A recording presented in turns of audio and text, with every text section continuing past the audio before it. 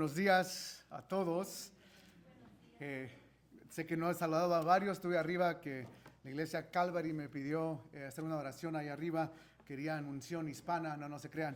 Pero ahorita al bajar me vino a la mente la película de los 300 de Esparta, los espartanos, o sea, somos pocos pero valientes. Amén, hermanos. Entonces, qué bueno que el Señor los trajo aquí con bien, y nuestra oración es que también podamos regresar a casa con bien. No ahorita, no salgan corriendo, pero al final del servicio. Pero verás, un gran gozo para mí el hecho de que usted haya podido estar aquí, aún en medio de tormenta, de un clima tal vez no lo más apropiado, pero gracias a Dios aún por su fidelidad en tenernos aquí en esta mañana.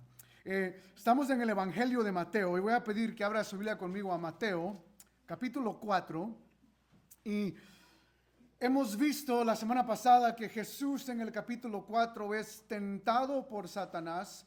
El Espíritu Santo es el que lo lleva al desierto y él es tentado. Y lo que vimos la semana pasada es que Jesús triunfó estas tentaciones y estas pruebas del enemigo.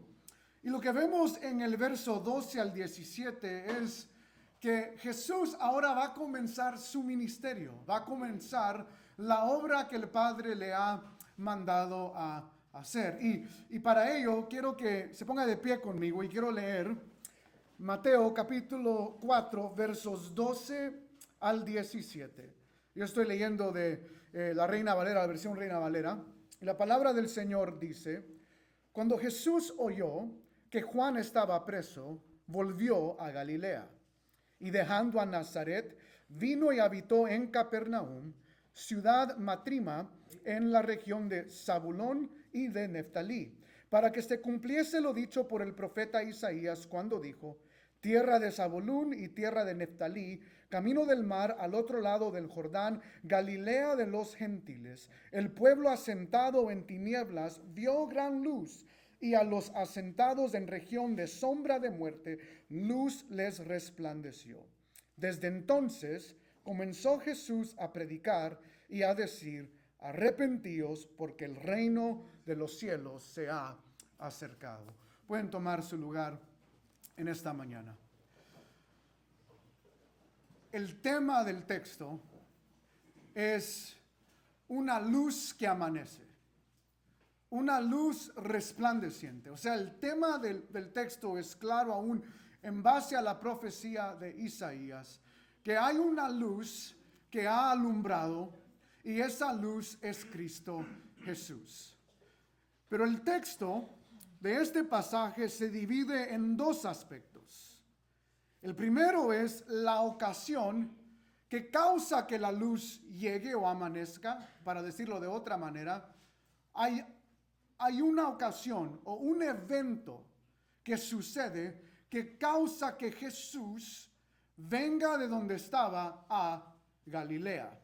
Y el otro aspecto de este texto es dónde nace la luz o dónde aparece esta luz.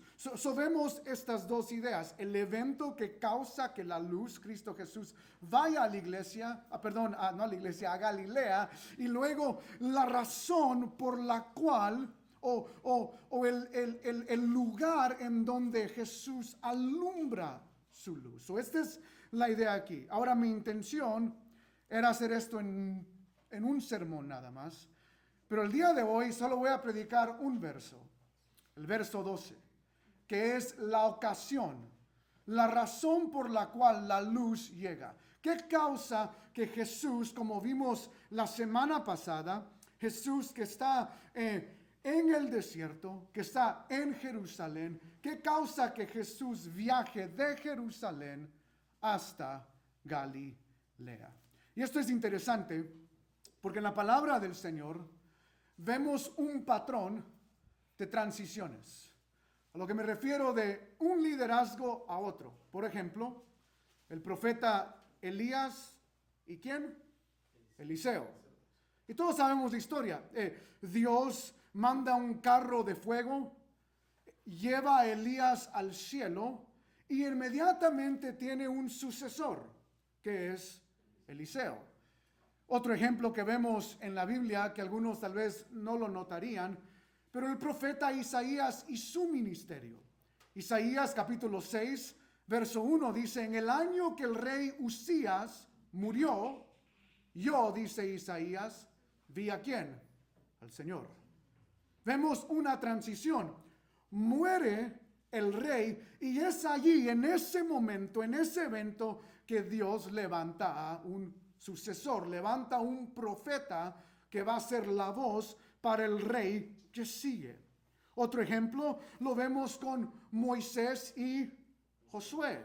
Josué capítulo 1, capítulo 1, versos 1 y 2, la palabra de Dios vino a Josué, y esto es lo que dice el verso 2, mi siervo Moisés ha muerto, ahora pues levántate y pasa este Jordán. En sí, muchos teólogos dicen que Jesús en el Evangelio de Mateo no está tanto modelando a Moisés, sino que él está modelando el patrón de Josué. Josué, el que entra a la tierra prometida, y de la misma manera Jesús, que está a punto de iniciar su ministerio. Y aquí vemos una transición.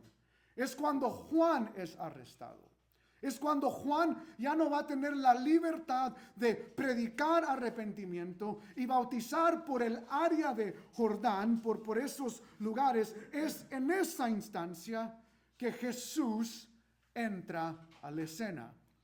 El puritano Matthew Henry dice esto en base al verso 12. Él dice, nota, Dios no se dejará a sí mismo sin testigo, ni a su iglesia sin guías.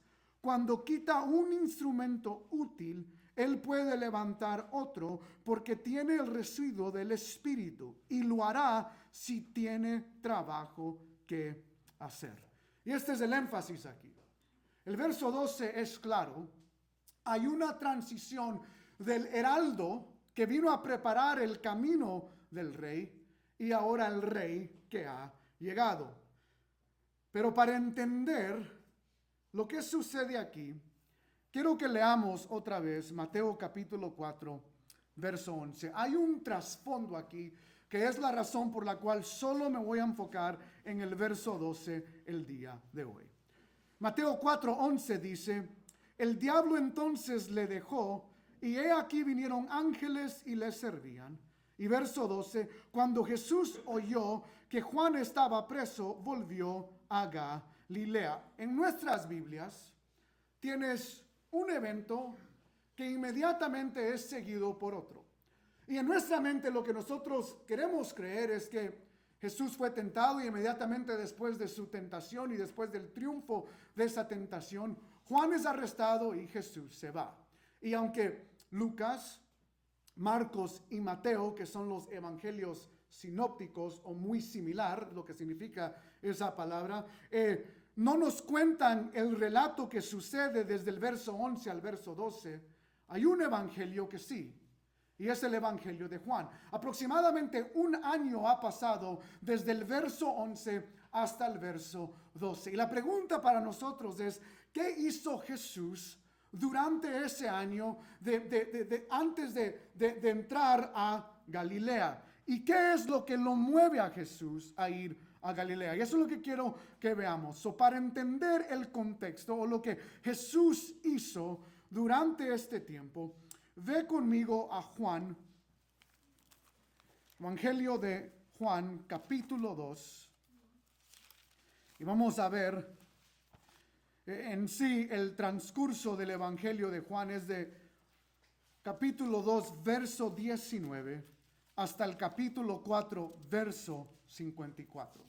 Todo esto sucede en el ministerio de Jesús antes de llegar a Galilea. De nuevo, es aproximadamente un año donde varias cosas suceden y luego Jesús entra a Galilea.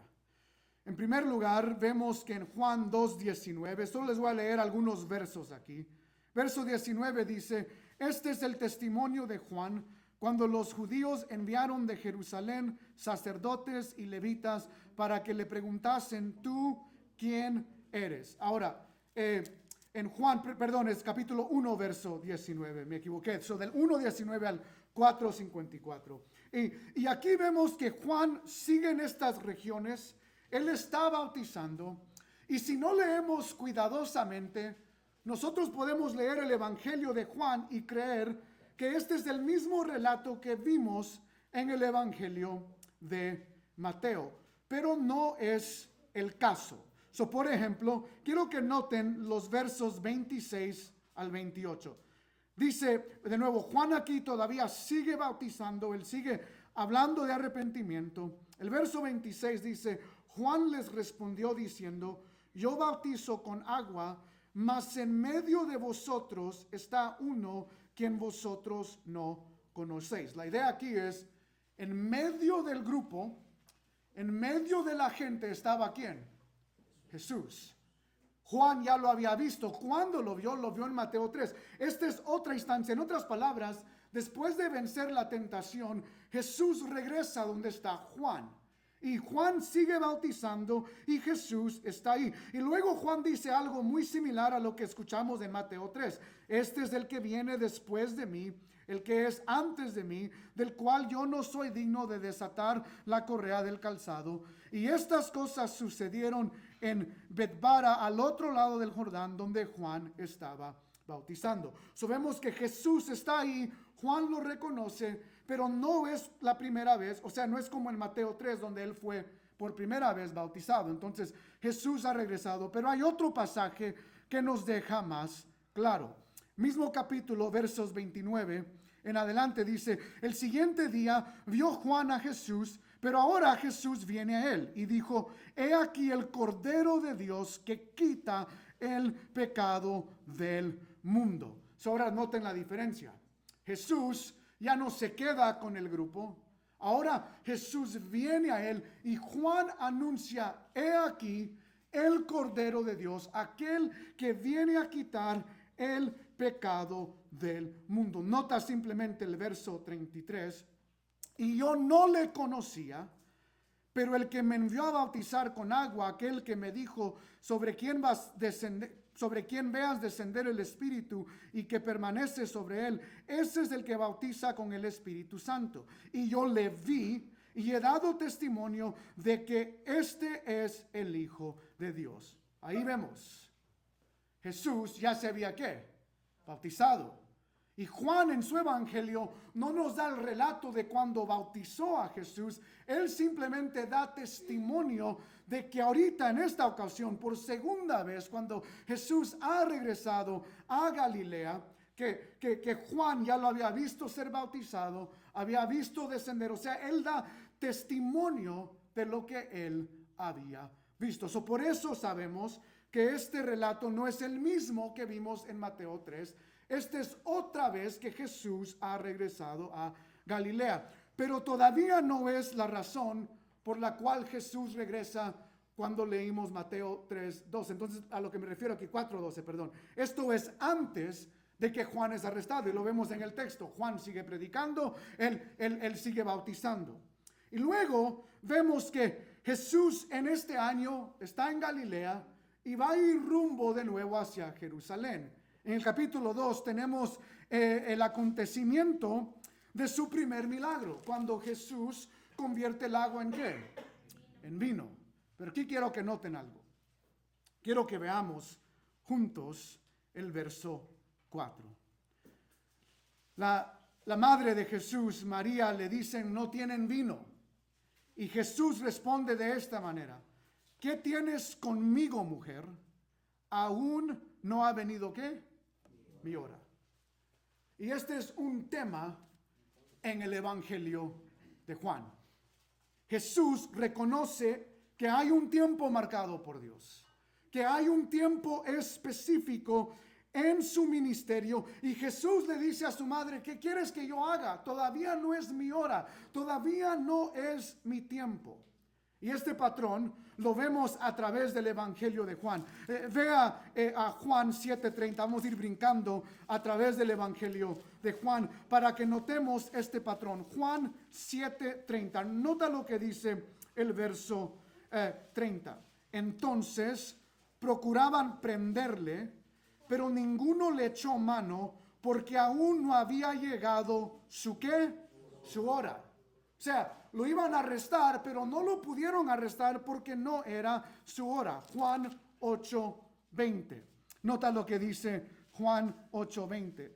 Estas palabras habló Jesús en el lugar de las ofrendas, enseñando en el templo, y nadie le prendió porque aún no había llegado ¿qué? Su hora. Último pasaje, Juan 12, verso 23. Me encanta escuchar las páginas. Dar vuelta. Juan 12, 23. Jesús les respondió diciendo: ha llegado la ¿qué? La hora para que el Hijo del Hombre sea glorificado. Traducción: Dios está en control. A través de todo el ministerio de Jesús. Jesús dice de nuevo en el capítulo 4 a su madre, el capítulo 2, al hacer este milagro, antes de hacer el milagro, le dice a su madre: hey, todavía no es mi hora. O sea, estás apresurando el tiempo de Dios. Lo dice de nuevo en 7:30, no es mi hora, no es mi hora, pero al final Jesús en control, porque Él mismo está entregando su vida. Él dice: ahora es mi hora. Y hermanos, yo quiero que vean aquí, que aún en el Evangelio de Mateo, cuando Juan es arrestado, Dios no está tocando en el cielo el botón rojo, un botón de pánico. Dios no está diciendo: ¿y ahora qué haremos? Lo que yo quiero que ustedes vean y lo que yo quiero que ustedes entiendan es que aún el arresto de Juan está en completamente el tiempo de Jesús. Era la hora que Juan sea arrestado. Era la hora que el heraldo que había proclamado y preparado el camino, su tiempo había terminado. Y ahora era la hora que Jesús viniera y entrara a la escena. Que el rey llegara. Él llega a su hora. Hermanos, tú y yo, al esperar a Cristo Jesús, tenemos que recordar lo mismo. La iglesia dice ven en Apocalipsis, pero al final Cristo vendrá ¿a qué? A su hora, a su tiempo. Él vendrá cuando sea la hora. Y esto es lo que yo quiero que nosotros aprendamos en esta mañana. Dios no nos llama a nosotros a forzar que cosas sucedan en nuestras vidas, a intentar de hacer que cosas sucedan. A veces lo único que nosotros podemos hacer es simplemente esperar y confiar que Dios es un Dios que siempre llega a tiempo. No era la hora todavía. Jesús dice: no es mi hora. Y luego, siguiendo el Evangelio de Juan, de nuevo, todo esto es antes de que Juan sea arrestado. Jesús, después de hacer este milagro en esta boda en Canaán, sube Jesús a Jerusalén para la fiesta de la Pascua. Y es aquí que por primera vez, esto lo pueden ver en Juan 2, 13 al 22, no tienen que ir ahí, pero es por primera vez donde Jesús purifica el templo. En Juan capítulo 3 es el famoso pasaje cuando Jesús se encuentra con Nicodemo, aquel fariseo que viene de noche, tal vez por vergüenza, la realidad no sabemos, pero viene de noche y tiene una conversación con Jesús acerca de la doctrina de regeneración o de qué es alguien que realmente nace de nuevo. Y Jesús le da la doctrina de la importancia de nacer de nuevo para entrar al reino. Y regresa conmigo a Juan capítulo 3, porque después de este acontecimiento vemos un detalle muy hermoso. Juan capítulo 3, versos 22 al 24. Después de esto vino Jesús con sus discípulos a la tierra de Judea y estuvo allí con ellos y bautizaba. Y nota lo que dice el pasaje. Y Juan bautizaba también en Enón, junto a Salim, porque había allí muchas aguas y venían y eran bautizados, porque Juan no había sido aún encarcelado. O de nuevo, aquí vemos un tiempo. Juan está bautizando en el lado de Jordán Y Jesús con sus discípulos, veremos que Jesús no bautiza sino sus discípulos, pero ellos están en Judea, o sea, en otro lado del pueblo, y están bautizando, ambos funcionando en diferentes regiones, haciendo el mismo oficio, la proclamación de arrepentimiento y el bautismo de arrepentimiento. Y vemos que los dos están funcionando. Y luego, no lo voy a leer, pero el resto del capítulo 3, del verso 25 en adelante, hay una discusión porque la gente ahora está yendo más con Jesús que con Juan. Y los discípulos de Juan se ponen celosos y es como, hey, ¿qué está pasando aquí? O sea, Jesús nos está ganando la gente, ahora todos están yendo con él. Y de nuevo, el resto del capítulo 3, Juan simplemente recalca, es lo que tiene que suceder. Él es mayor, es necesario que Él crezca y que yo mengüe. Ese es el énfasis de Juan. Esto es lo que tiene que suceder. Y esto nos lleva al capítulo 4, que es la razón por la cual yo quería darles este trasfondo. Cuando pues, capítulo 4, verso 1, cuando pues el Señor entendió que los fariseos habían oído decir, Jesús hace y bautiza más discípulos que Juan, aunque Jesús no bautizaba sino sus discípulos, salió de Judea y se fue otra vez ¿a dónde? A Galilea. Ahora, aquí Jesús oye a los enemigos de él, a los fariseos, jactarse de que él está bautizando más, y Jesús ve la necesidad de regresar a donde está Juan en Galilea. Y vamos a ver por qué la próxima semana. Pero esta es una razón por la cual Jesús regresa. Pero hay otra razón. Ahora sí, en parte, no deje Juan capítulo 4. Bueno, yo le voy a leer Mateo 3, 12 otra vez. La otra razón es que Jesús oyó que Juan había sido ¿qué? Arrestado. Entonces, cuando ponemos los dos pasajes juntos, ambos, la queja de los fariseos de que Jesús está bautizando más que Juan y el hecho de que ahora Juan ha sido bautizado es la razón por la cual Jesús dice el tiempo es ahora. Y de nuevo, aunque Juan ha sido arrestado, no es algo que causa shock en el plan soberano de Dios, sino que eso es lo que introduce el tiempo por la cual Jesús va a regresar a Galilea. Pero hay algo increíble que sucede antes de que Jesús llegue a Galilea. Nota el verso 4. Y le era necesario que pasar por Samaria. Juan 4:4. Antes de ir a Galilea, a regresar a donde Juan está bautizando, Jesús reconoce y él dice, es necesario pasar por Samaria. Ahora, tú y yo leemos esto y decimos, ¿y eso qué? O sea, Samaria, ¿con qué se come? O sea, ¿qué importa Samaria? Pero es un lugar muy importante. Y lo vamos a entender aún más la próxima semana con el hecho de que Jesús va a estar en Capernaum, en Zabulón, en Neftalí. O sea, estas ciudades, ¿qué son? ¿Por qué son mencionadas? Y esto es lo importante que yo quiero que vean aquí.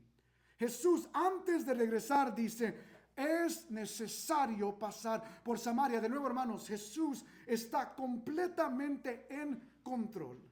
Aunque Juan ha sido arrestado, Jesús empieza su jornada hacia Galilea, pero tiene que pasar por Samaria. Ahora, ¿qué es Samaria? Samaria está entre Judea y el Jordán, esa área de Jordán o de Galilea. Y el énfasis aquí del Evangelio de Juan es recordarnos quiénes son los samaritanos. Los samaritanos eran un pueblo mixto. Déjenme darles un poco de historia, pero es importante que nosotros lo entendamos. Los samaritanos no eran una raza hasta el año 712 antes de Cristo, antes de que Cristo viniera. El reino de Asiria conquista al reino del norte. Déjenme recordarles algunos eventos del Antiguo Testamento.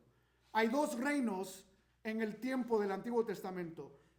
El reino del sur, Judá y Benjamín, dos tribus, y el resto, el reino del norte, que son las otras 10 tribus. Y cuando Asiria conquista, ellos nunca bajan a Judá, al reino del sur. Judá y Benjamín nunca son conquistados en el año 712. Los únicos que son conquistados son las 10 tribus del norte.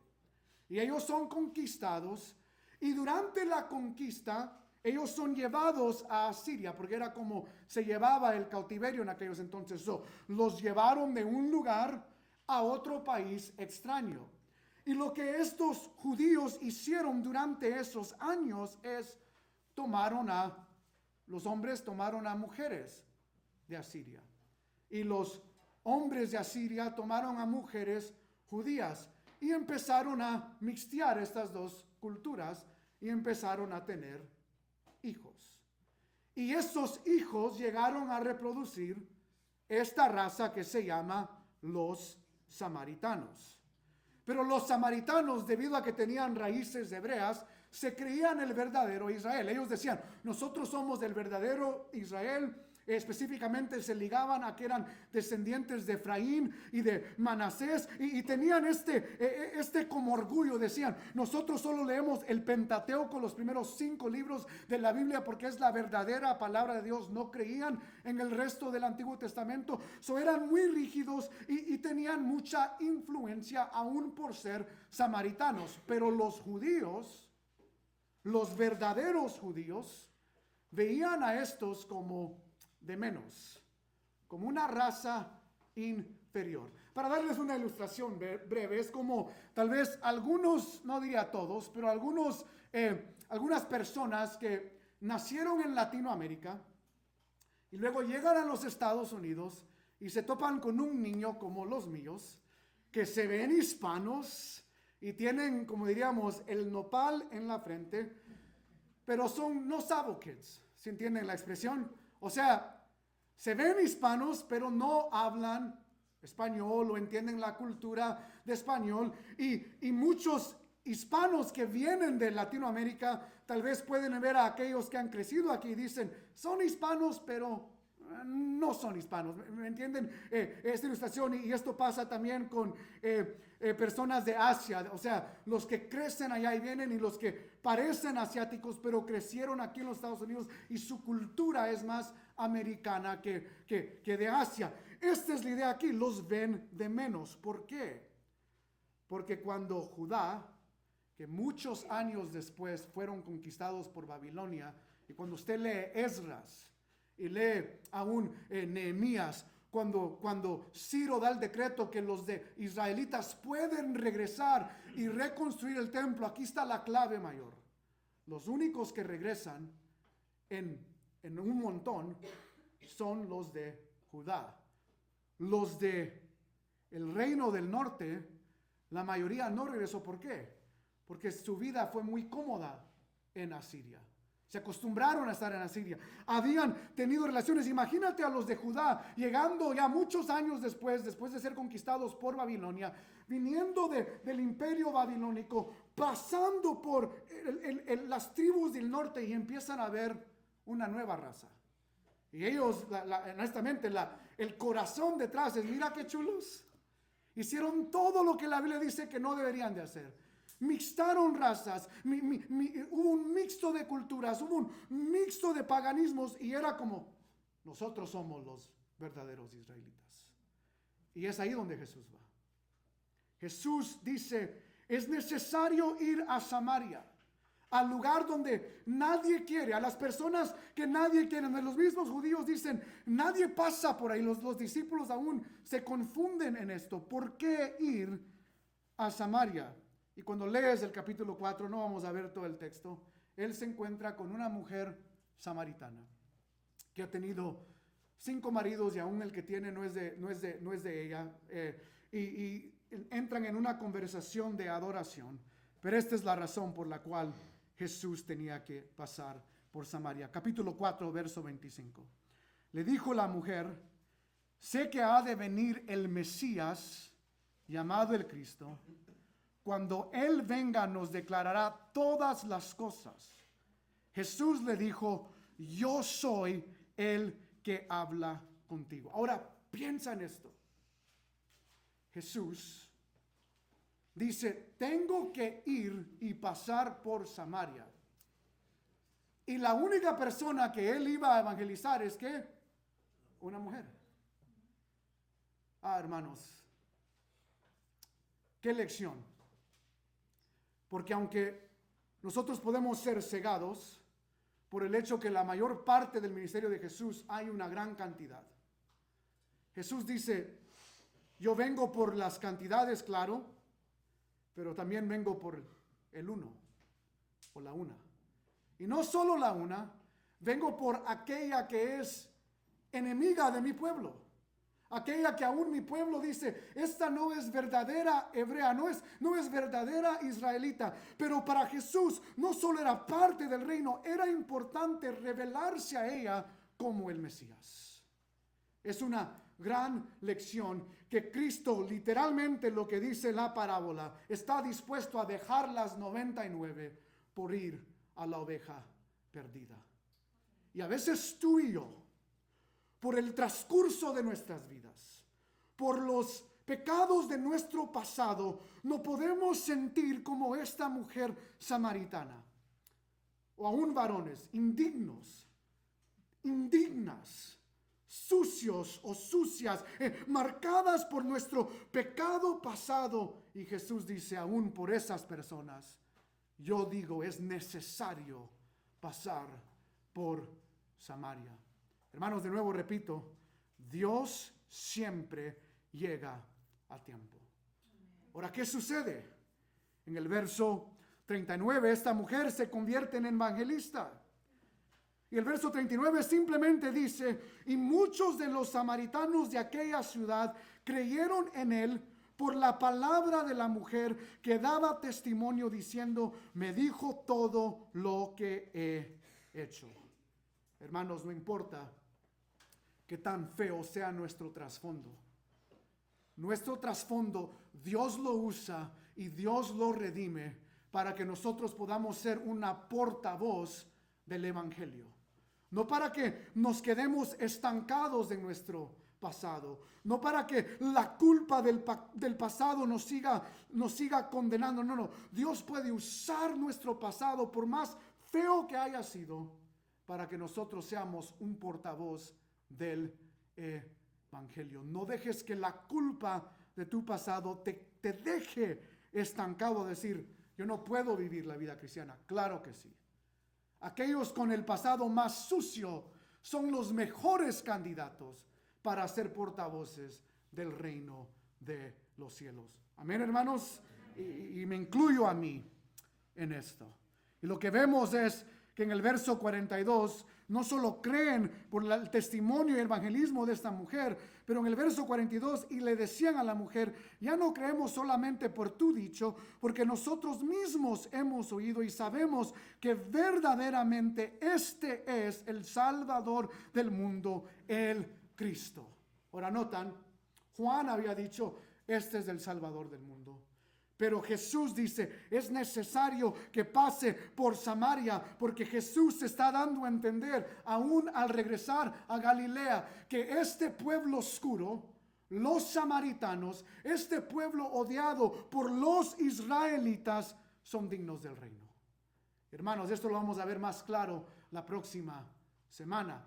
Donde la luz amanece, es muy clave. El pueblo que estaba en oscuridad, dice Isaías, los samaritanos habían estado en seguridad, pero era necesario pasar por Samaria, porque Dios siempre llega a tiempo.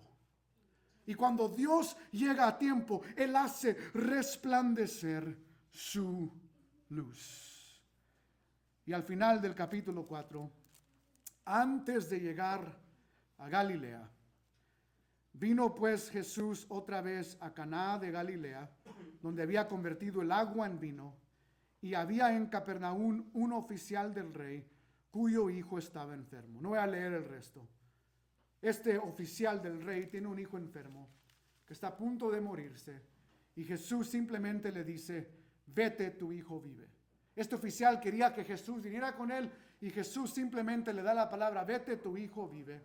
Él cree y este hijo es sanado. Y aun cuando el oficial va regresando a casa, los siervos le dicen, hey, ya quedó sano, él está bien. Y le pregunta, ¿cuándo fue que él mejoró? Y cuando le dan la hora, él se recuerda, esto fue cuando Jesús me dijo, vete a casa, tu hijo vive. Y el punto aquí lo que vemos es que este oficial y toda su casa también creyeron.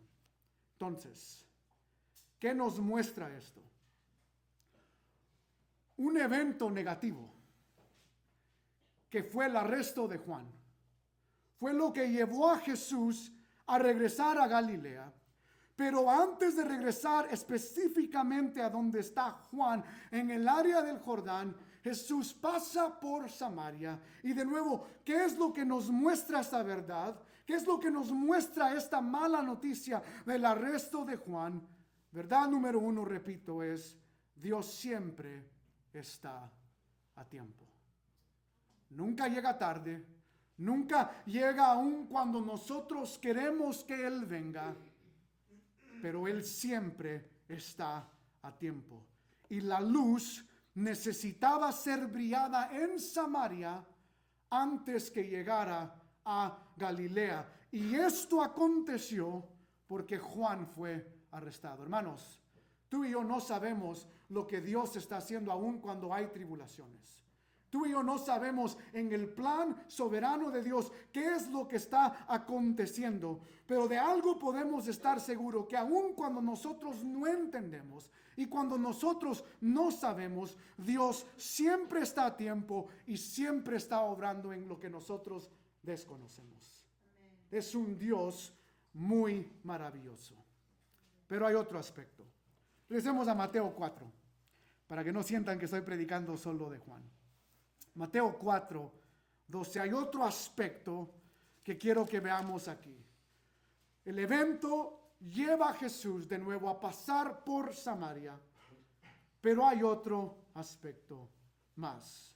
Jesús oyó que Juan estaba preso y volvió a Galilea. Noten que Jesús, aun siendo omnisciente, se sujeta a su humanidad.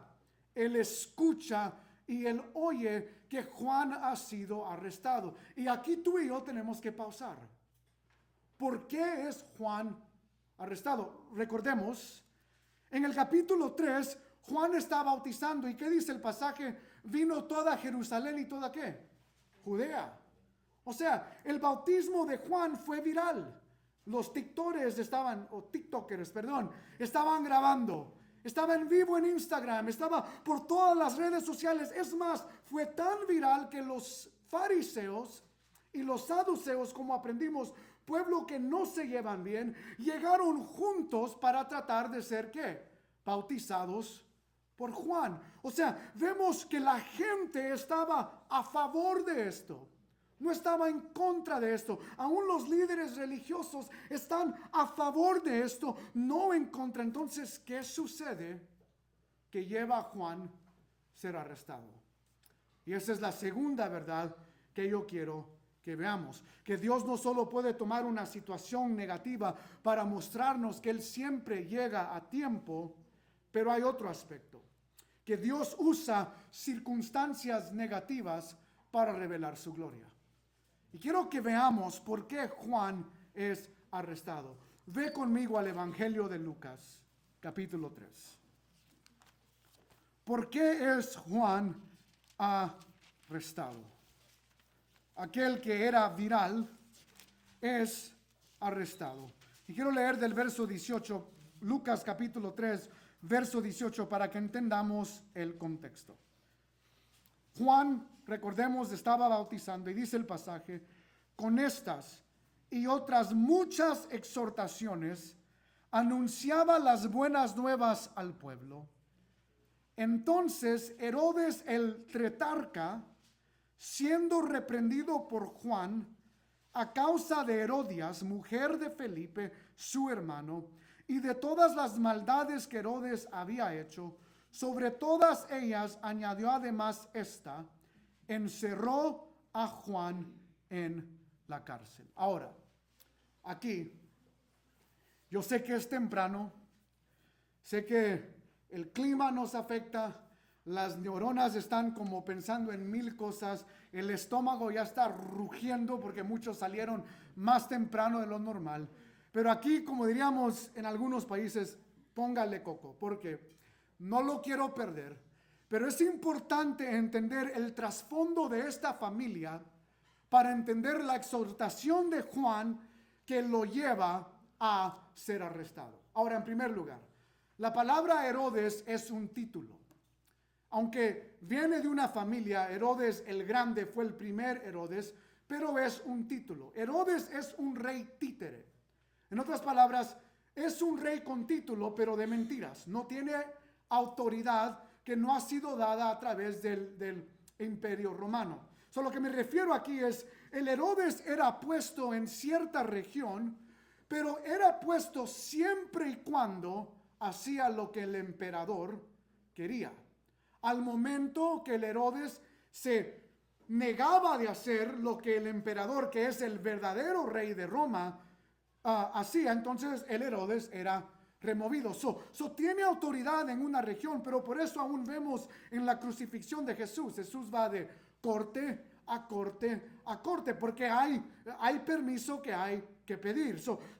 Herodes es un título de rey, pero es un rey títere. Ahora, este Herodes es Herodes el Tetrarca, pero eso no nos ayuda, porque Tetrarca no es una persona, por eso no es tan mayúscula, sino que es un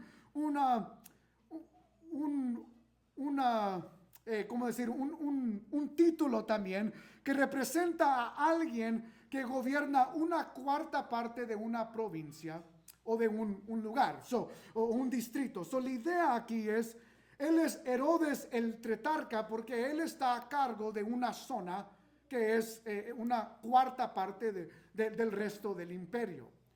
Ahora, aquí es donde yo no los quiero perder. El verso 19 dice, está Herodes el Tetrarca, que toma esposa a Herodías, que era de Felipe. Y es aquí donde de nuevo quiero tratar de la mejor manera explicarles esta familia. Estos personajes vienen de Herodes el Grande. El primer Herodes se llamó Herodes el Grande.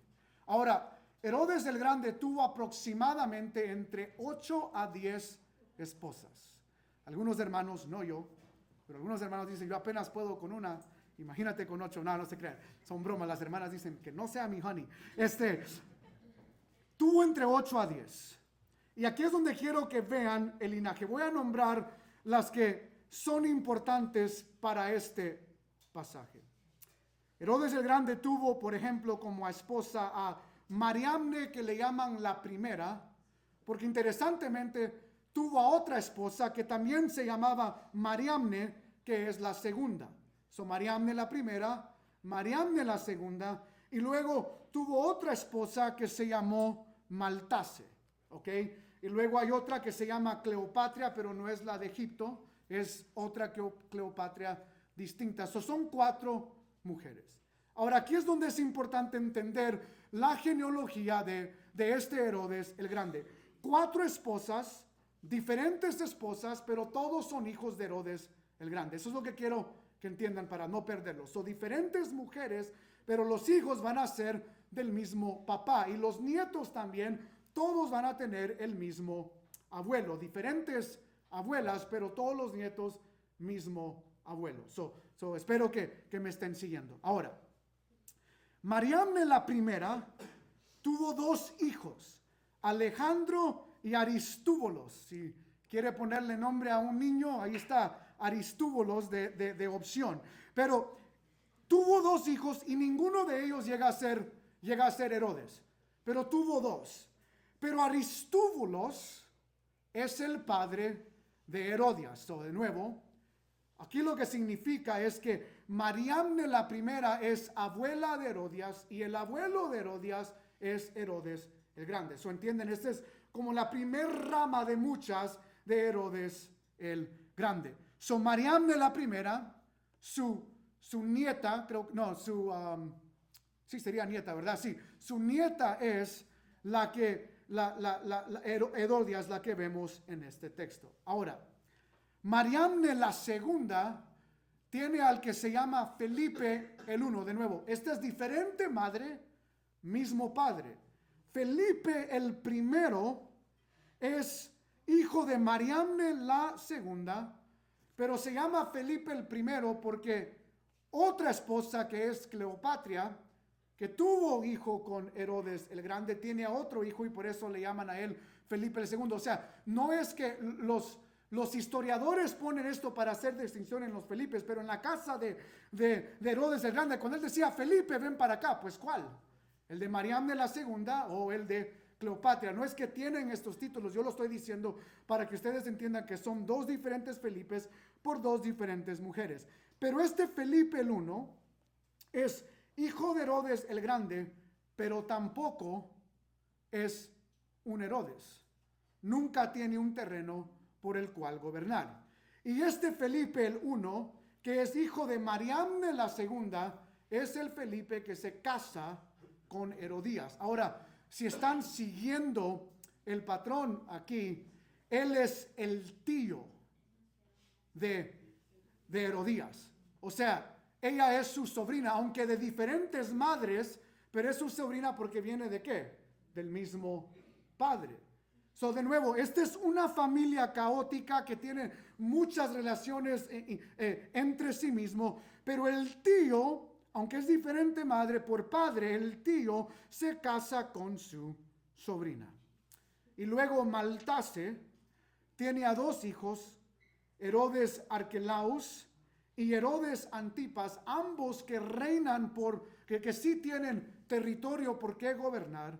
Y Herodes Antipas es el Herodes aquí. Herodes Antipas es el Herodes tetrarca, aquel que está reinando en Judea hasta Perea. Ese es su lugar que él está reinando, que incluye esta región en Galilea y lo demás. Herodes Antipas o Herodes de tetrarca, entonces lo que él hace es él toma a la esposa de Felipe, de su medio hermano, que también es su ¿qué? Su sobrina. So él comete dos pecados, uno de incesto y uno de adulterio.